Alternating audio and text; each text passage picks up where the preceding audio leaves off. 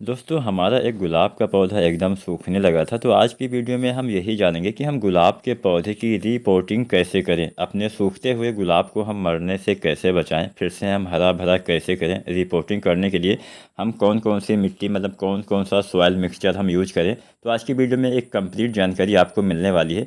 यहाँ पे बरसात में सबसे बड़ी समस्या ये हो जाती है कि जब हमारी जड़ें जो होती हैं ज़्यादा मात्रा में गमले में हो जाती हैं तो गमले से जल्दी पानी नहीं निकल पाता है। पानी भरा होने की वजह से भी कई बार हमारे पौधे सूख जाते हैं। तो यहाँ पे आज की वीडियो में हम रीपोर्टिंग करने वाले हैं, अर्थात इसी पौधे को हम दोबारा से इसी गमले में लगाने वाले हैं। कुछ काट छाँट करके, कुछ खादों का इस्तेमाल करके हम आपको बताएंगे कैसे आपको गमले की मिट्टी तैयार करनी है और कैसे आप एक सूखते हुए पुराने गुलाब के पौधे में फिर से हरियाली ला सकते हैं। नमस्कार दोस्तों, एडवाइस टीवी यूट्यूब चैनल की एक नई वीडियो में आप सभी का फिर से स्वागत है। अगर आपका भी गुलाब का पौधा सूख रहा है या फिर नहीं भी सूख रहा है, आपने कोई नया गुलाब का पौधा भी खरीदा हुआ है, तो भी आप इस तरीके से आसानी से अपने गमले में गुलाब का पौधा आसानी से लगा पाएंगे। यहाँ पे जो हमने पहला जो गमले की मिट्टी ली हुई है, उसमें हमने पहली चीज़ मिट्टी ही ली हुई है। दोस्तों मिट्टी अक्सर हमें बड़ी आसानी से मिलने वाली चीज़ होती है। लगभग सभी जगह पे मिट्टी पाई ही जाती है। हम धरती पे रहते हैं तो वहाँ पे मिट्टी की कमी बिल्कुल भी नहीं है, लेकिन पोषक तत्वों की कमी ज़रूर है। हर जगह की मिट्टी में कुछ ना कुछ तत्व पाए जाते हैं, कहीं पे कुछ कम पाए जाते हैं। तो यहाँ पे जब भी आप गमले वाली मिट्टी तैयार करिए, तो जब भी मिट्टी का चयन करिए तो ऐसा नहीं कि इकट्ठा एक जगह से ही मिट्टी निकालिए। आपको 3-4 जगह से, मतलब जितना ज़्यादा जगह से आप मिट्टी निकाल सकेंगे उतना बेहतर रहेगा। यहाँ पे हमने दूसरी चीज़ ली हुई है गोबर की खाद। गोबर की खाद बहुत ही आसानी से आपको मिल जाती है। अगर आपको नहीं मिलती है तो आप इसकी जगह पे वर्मी कंपोस्ट या फिर लीफ कंपोस्ट भी ले सकते हैं। जो भी आपको ऑर्गेनिक खाद मिले उसको आप ले सकते हैं। गोबर की खाद थोड़ा आसानी से, अगर आप शहर में रहते हैं तो भी मिल जाती है, और गांव में तो वैसे भी एकदम फ्री में मिल ही जाती है। ये है चावल की भूसी। जो राइस मिल होती है जहाँ से चावल निकाला जाता है धान से, वहाँ पे आसानी से आपको मिल जाएगा। शहरों में भी मिल जाएगा और आपको गांव देहात में भी तो आसानी से मिल ही जाता है। इसका क्या काम होता है आगे मैं इसके बारे में भी आपको बताऊंगा। ये चौथी चीज़ है किसान साथियों, बोन मिल, जिसको हम हड्डी वाला खाद भी बोलते हैं, हड्डी चूरा भी बोलते हैं। तो इसमें किसान साथियों बहुत सारे तत्व पाए जाते हैं जो मैं आगे इसी वीडियो में आपको क्लियर कर दूंगा। इसके साथ साथ यहाँ पे हमने लिया हुआ है लकड़ी की राख। अब आसानी से आपको ये तो मिल ही जाती है। अगर आपको नहीं मिलती है, थोड़ी सी लकड़ी आप जला देंगे या पत्ते वत्ते जला देंगे तो आपको राख तो मिल ही जाएगी। अब राख डालने का क्या मतलब है, क्या मकसद है, ये भी मैं आपको इसी वीडियो में आगे बताऊंगा। तो यहाँ पे हमने लगभग 5 चीज़ें ली हुई है। पहला तो हमने सॉइल लिया हुआ है, दूसरा हमने लिया हुआ है गोबर की खाद, तीसरी चीज़ हमने लिया हुआ है चावल की भूसी, चौथी चीज़ हमने लिया हुआ है बोन मील, और पांचवी चीज़ हमने लिया हुआ है जो लकड़ी की राख होती है, या फिर किसी भी कोयले की राख भी आप ले सकते हैं, पत्तियों की राख भी आप ले सकते हैं। और ये तो हमारा पौधा हो गया। तो सबसे पहले क्या करना है, सबसे पहले आपको, हम जिस पौधे की रिपोर्टिंग करने वाले हैं उसकी हम थोड़ा सा प्रूनिंग भी कर देंगे, क्योंकि पौधे में आपको ज़्यादा बढ़वार दिख रही होगी। अगर आपके पौधे में ज़्यादा बढ़वार नहीं दिख रही है, मतलब आपके पौधे की जो ब्रांच है, जो शाखाएँ हैं, इधर उधर ज़्यादा फैली ना हो, तो आप प्रूनिंग ना भी करें तो भी चल जाएगा। लेकिन यहाँ पे एक बात का ध्यान दोस्तों आपको और रखना होता है। जब भी आप जो ग्राफ्टेड रोज होते हैं उसकी अगर आप प्रूनिंग करना चाहते हैं तो बहुत ज़्यादा हार्ड प्रूनिंग नहीं करनी होती है। बस छोटी मोटी जो टहनियाँ होती हैं, जो सूखी ब्रांच होती है, केवल उन्हीं को आपको कट करना होता है। अगर आप हरी ब्रांच कट करना चाहते हैं तो जो पतली वाली होती हैं उन्हीं को कट करिएगा। मतलब मेरा यही है, बहुत नीचे से कट करेंगे तो पौधे सूखने की संभावना भी थोड़ा सा बनी रहती है। तो ग्राफ्टेड रोज में कभी भी हार्ड प्रूनिंग आपको नहीं करनी चाहिए, सॉफ्ट प्रूनिंग ही आपको करनी चाहिए। तो यहाँ पे सबसे पहले मैं कुछ जो पुरानी शाखाएं हैं उसको हटा देता हूँ। पुरानी शाखाएं, जो सड़ी हुई शाखाएं होती हैं, उससे भी बीमारियाँ फैलने की संभावना बनी रहती है। और कुछ नई शाखाएं जो इधर उधर मतलब फैल गई हैं, तो उनको भी अपने हिसाब से, अपने शेप में आपको कट कर देना है। जैसा आप रखना चाहते हो अपने पौधे को, वैसा आप रख सकते हैं। यहाँ पे हम वीडियो को थोड़ा सा फास्ट फॉरवर्ड कर देते हैं जिससे आपका थोड़ा सा समय बच सके। तो यहाँ पे हमने लगभग 8 गुना इसकी जो स्पीड है उसको बढ़ा दिया है। तो अब हम आसानी से इसको अपने हिसाब से आपको अपने पौधे को कट कर देना। अगर आप कोई नया पौधा ला रहे हैं तो आपको कट करने की आवश्यकता नहीं है, मतलब प्रूनिंग करने की आवश्यकता नहीं है। नया पौधा ला रहे हैं तो भी आपको, मतलब जो हम तरीका बताएंगे ऐसे ही लगाना है। बस आपको यहाँ पे जो प्रूनिंग है वो नहीं करनी है। और ना तो पौधा तो आपको वैसे भी अलग रहता है, तो पौधे निकालने की भी आवश्यकता आपको नहीं पड़ने वाली है। तो आसानी से पौधा आपको निकाल देना है। कई बार क्या होता है कि पौधा निकालते समय टूटने की संभावना रहती है, तो थोड़ा सावधानी पूर्वक, जो सीमेंट वाले गमले होते हैं थोड़ा सा भारी होते हैं, तो कोशिश करिए कि 2 लोग मतलब एक साथ निकालिए तो बेहतर रहेगा, क्योंकि एक आदमी गमला पकड़ लेगा और दूसरा आदमी पौधा पकड़ लेगा। सबसे ज़रूरी बात, जो आपको बीच में ये होल दिखाई दे रहा होगा, इसको सबसे पहले आपको साफ़ कर देना है। यहाँ पे आपको जड़ें दिखाई दे रही होंगी, यही जड़ आपकी जो पानी होता है उसको निकलने नहीं देती है। जब पौधा काफ़ी दिनों तक आपके गमले में लगा रहता है तो क्या होता है कि जड़ें बाउंड हो जाती हैं, जड़ें एकदम से उसमें ज़्यादा फैल जाती हैं। ज़्यादा जड़ होने की वजह से पानी जो है फंस जाता है, पानी नहीं निकल पाता है। पानी ना निकलने की वजह से आपके जो पौधे की जड़ें होती है सड़ने भी लगती हैं, जिससे आपका पौधा भी कई बार सूख जाता होगा। तो इस बात का ध्यान रखिएगा। अब हम क्या करेंगे, इसमें जो थोड़ा सा ज़्यादा जड़ें हुई हैं उसको हम कट करके निकाल देंगे। मतलब किसी भी यंत्र की मदद से, कोई भी आप ले सकते हैं, जैसे कोई कट करने वाला चीज़, आप चाकू भी ले सकते हैं अगर आपको कुछ नहीं मिलता है जो लंबा वाला होता है। तो यहाँ पे मैंने एक जो काटने वाला यंत्र होता है उसको लिया हुआ है, आसानी से आपको ये गांव देहात में देखने को मिल जाता है।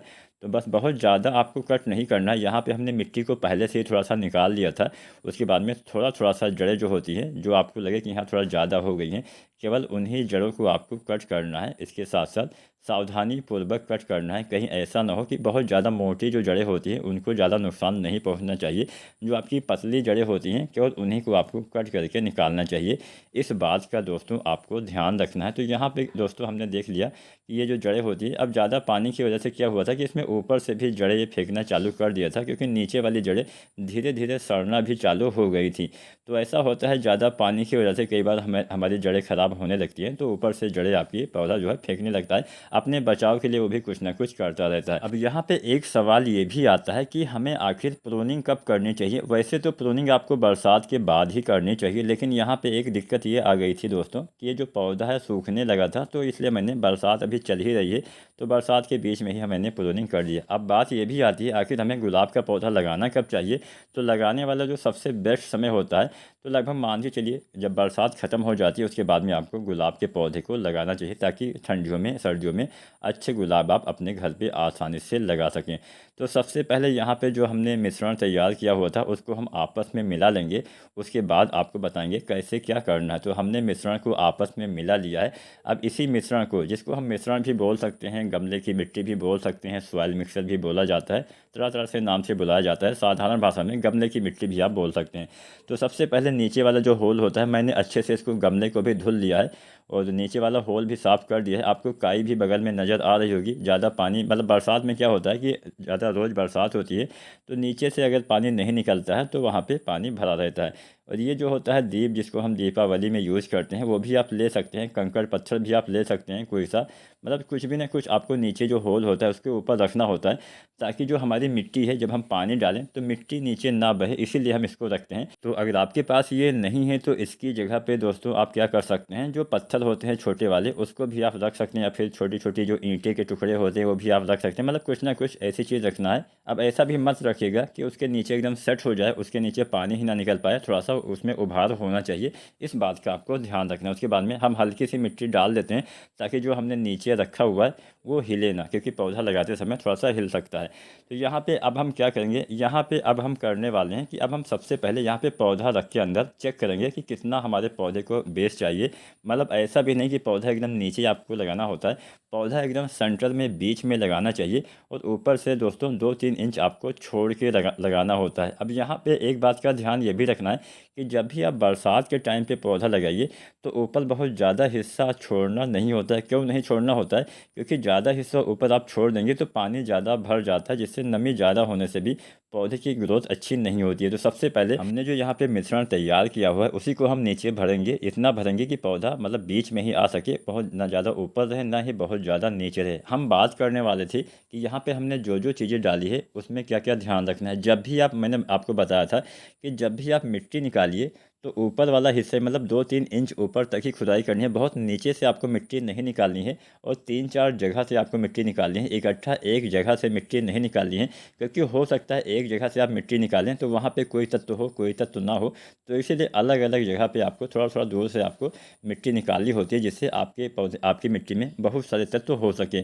इसके साथ साथ इसमें जो हम भूसी मिलाने वाले हैं चावल वाली, इसका भी काफ़ी अहम काम होता है। चावल की भूसी से क्या होता है, एक तो आपकी मिट्टी में जो वायु संचार है, जो हवा का आवागमन है, वो भी सही से होता है। जब मिट्टी में हवा का आवागमन सही से होता है तो हमारे पौधे की जड़ों का विकास सही से होता है। अब जब हमारे पौधे के जड़ों का विकास सही से होगा तभी हमारे पौधे की ग्रोथ अच्छे से होगी। अगर जड़ विकास सही से नहीं होता है तो किसी भी पौधे का विकास अच्छे से नहीं होगा। तो आपको कोशिश करना है कि आपके पौधे की जड़ का विकास सही से हो। इसलिए हम यहाँ पे चावल वाली भूसी का इस्तेमाल यहाँ पे हमने किया है। कितना परसेंट हमने मिला है ये भी मैं आपको बता देता हूँ। लगभग 50% के आसपास आपको मिट्टी लेना है 3-4 जगह की। इसके साथ साथ गोबर की खाद लगभग 30%। इसके साथ साथ यहाँ पे चावल की भूसी भी आपको लेना है लगभग 10% के आसपास। और यहाँ पे आप चाहें तो बालू रेत भी 10% के आसपास मिला सकते हैं। हमने बालू रेत नहीं मिलाया था तो हमने मिट्टी, हमारी जो मिट्टी हो गई थी लगभग 60% के आसपास मिट्टी हो गई थी। और 30% के आसपास हमने गोबर लिया हुआ था और 10% के आसपास हमने इसमें चावल की भूसी मिला दी थी। और यहाँ पे लगभग 5 से 10 चम्मच के बीच में हमने बोन मील और ऐसे ही थोड़ा सा, मतलब जो ये लकड़ी वाली राख होती है उसको भी हमने 5 से 10 चम्मच के बीच में लिया हुआ था। तो अपने हिसाब से आपको मिट्टी का चुनाव करना होता है। अच्छी मिट्टी रहेगी तब अच्छे से ग्रोथ होगी। आप देख रहे होंगे मिट्टी काफ़ी सॉफ्ट होनी चाहिए। अब यहाँ पे अगर मान लीजिए आपके वहाँ पे जो भी आप मिट्टी यूज़ कर रहे हो, अगर वो मिट्टी काफ़ी भारी हो, मतलब काफ़ी मोटी हो, तो वहाँ पे आप बालू रेत भी मिला लीजिए। जो रेत होता है उसका आप लगभग 10% रेत भी आपको मिलाना चाहिए। मतलब मिट्टी के हिसाब से मिट्टी आपकी मुलायम होनी चाहिए, बहुत सख्त नहीं होनी चाहिए जिससे जड़ का विकास ही ना हो। इसलिए आपको मिट्टी का भी जो है अच्छे से चयन करना होता है। तो यहाँ पे हमने लगभग पूरा गमला अच्छे से भर दिया। ऊपर आपको लगभग 1 इंच या 2 इंच का हिस्सा छोड़ देना होता है। बाद में मैं ये हिस्सा भर भी दूंगा, लेकिन अभी फ़िलहाल थोड़ा सा पानी की आवश्यकता इस पौधे को पड़ने वाली है, इसलिए अभी मैं पूरा ऊपर तक नहीं भरूंगा। थोड़ा सा हिस्सा मैं छोड़ के रखूँगा। बाद में जब ये 2-4 दिन हो जाएगा, 1 सप्ताह के आसपास, तब मैं बहुत थोड़ा सा हिस्सा ऊपर ही खाली रखूँगा, लगभग आधा इंच के आसपास। बाकी सारा हिस्सा हम यहाँ पे भरने वाले हैं, क्योंकि बरसात में ज़्यादा गहराई तक आपको मिट्टी, मतलब ज़्यादा नीचे तक नहीं रखना होता है। ऊपर बहुत कम हिस्सा ही आपको छोड़ना चाहिए, क्योंकि पानी ज़्यादा भरने से नुकसान पहुँचता है। अब यहाँ पे जो हमने मिलाया है राख, लकड़ी की राख का काम क्या होता है? लकड़ी की राख काम करती है फंगिसाइड की, यानी आपके पौधे को फंगस से बचाती है। बरसात में फंगस वाली समस्या भी हो जाती है, तो आप जो है तो कोई फंगिसाइड भी थोड़ा सा आधा चम्मच के आसपास मिला सकते हैं। जैसे साफ फंगिसाइड भी मिला सकते हैं। अगर आपके पास नहीं है तो आपको ज़्यादा चिंता नहीं करना है, लकड़ी वाली राख भी आप मिला सकते हैं। ये भी काफ़ी अच्छा फंगस के ऊपर काम करता है, आपके पौधे के जड़ों में फंगस नहीं लगने देता है। और यहाँ पे बोन मील भी आपको मिलाना है, जिससे आपके पौधे में तत्व भी अच्छे से मिलेंगे। अगर आप गोबर खाद मिलाते हैं तो गोबर की खाद में बहुत सारे तत्व पाए जाते हैं, नाइट्रोजन, फास्फोरस, पोटास के साथ साथ, मतलब गोबर की खाद अपने आप में ही एक कंप्लीट खाद होती है। तो यहाँ पे हमने अब अपने गमले में पूरी तरह से मिट्टी को भर दिया है। मैं आपको चारों तरफ से दिखा देता हूँ। इसके बाद में वैसे तो नमी अभी बनी हुई है, क्योंकि आपको मिट्टी में भी नमी दिखाई दे रही होगी, लेकिन जब भी हमें कोई पौधा लगाना होता है उसके बाद में हमें पानी उसमें देना ही चाहिए, चाहे जो भी मौसम हो। अगर बरसात का मौसम है तो ज़्यादा पानी नहीं देना चाहिए, बाकी सभी सीजन में आपको आवश्यकता अनुसार ही पानी देना होता है। बरसात में थोड़ा सा कम पानी भी आप देंगे तो भी चल जाएगा, लेकिन कभी भी पौधा लगाते समय पानी आपको अवश्य देना चाहिए। इस बात का हमेशा ध्यान रखिएगा। अब यहाँ पे जो दोस्त हमारे अभी नया पौधा लगाने वाले, वो भी सेम इसी तरीके से लगा सकते हैं। बस आपको प्रूनिंग नहीं करनी है, आपको सीधा सीधा ऐसे ही पौधा गमले में लगा देना है। सेम यही प्रोसेस आपकी होने वाली है। अब आप देख लेंगे नीचे आपको पानी बहता हुआ भी दिखाई दे रहा होगा, तो इसका मतलब ये होता है कि आपने बहुत अच्छी मिट्टी तैयार की। आपने जो भी मिट्टी तैयार की उसमें ज़्यादा देर तक पानी रुकेगा नहीं। हमें ऐसी ही मिट्टी चाहिए होती है जिसमें हम पानी डालें और पूरा नीचे से बाहर निकल जाए, क्योंकि ज़्यादा पानी जब भर जाता है तो हमेशा नुकसान पहुंचाता है। तो इस तरह से आप भी दोस्तों अपने गुलाब के सूखते हुए पौधे को आसानी से बचा सकते हैं। समय रहते ही आपको प्रूनिंग करने के साथ साथ उसकी रिपोर्टिंग भी कर देनी है। बहुत ज़्यादा हार्ड आपको प्रूनिंग नहीं करना होता है। हम देसी रोज में हार्ड प्रूनिंग कर सकते हैं, लेकिन हमें कभी भी ग्राफ्टेड वाले जो रोज होते हैं उसमें हमें कभी भी हार्ड प्रूनिंग नहीं करनी चाहिए। इसका जो भी अपडेट रहेगा मैं आने वाले समय में आपको वीडियो के माध्यम से बताऊंगा कि कैसे इसमें ग्रोथ हुई है। बस आपको क्या करना है कि लगभग अब हमने यहाँ पे खाद का इस्तेमाल कर दिया है, तो लगभग हम 15-20 दिन के बाद दोबारा से 1 मुट्ठी या 2 मुट्ठी, जब पौधे का थोड़ा सा ग्रोथ स्टार्ट होगा तब उसी हिसाब से हम खादों का इस्तेमाल भी करना स्टार्ट कर देंगे। वीडियो पसंद आई होगी तो लाइक करना, कोई भी सवाल हो नीचे कमेंट करिए और चैनल को सब्सक्राइब करके बेल आइकन जरूर दबाएँ। वीडियो देखने के लिए आपका बहुत बहुत धन्यवाद।